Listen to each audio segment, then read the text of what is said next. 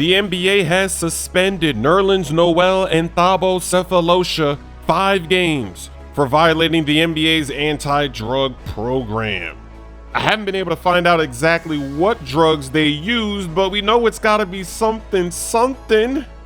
This is really interesting for Noel because he's coming off his rookie contract and he's gonna lose $144,000 right now because of this suspension. But last season he passed. He declined a $70 million extension because he bet on himself that this season he was gonna come out, play crazy, and then maybe get a higher paying contract. But this season's been full of controversy. He's been injured. He's played 30 games so far, not the full 82. He also wasn't really in the rotation. He had this hot dog incident where one game the coach wasn't letting him play, so at halftime he went to the media room, he got a hot dog. And now you add in this drug suspension.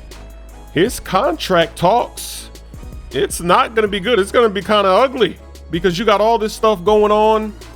That's not a good look. Teams don't want to have to deal with that. This season, Noel is averaging 4 points and 5 rebounds, less than 1 block per game.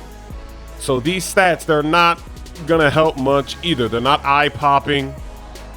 You can't even really find highlights of him playing on the Mavs this season. He's not really, you know what I'm saying? It hasn't been a great season.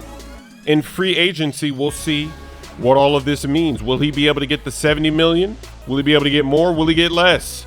He took a gamble on himself. He was courageous enough to do that. You do have to give him some props because most people will just take that secure money, the 70 million, and then try to re-up again. It was a big risk. We'll see what happens. Back to the clinch he goes. He likes the clinch, and he's going down to the ground. He's got good ground ratings too, but so does Moses. I'm not scared. Oh, he's going for a submission. He's trying to submit Moses. Oh my goodness, I'm out of there though. Come on, cuz.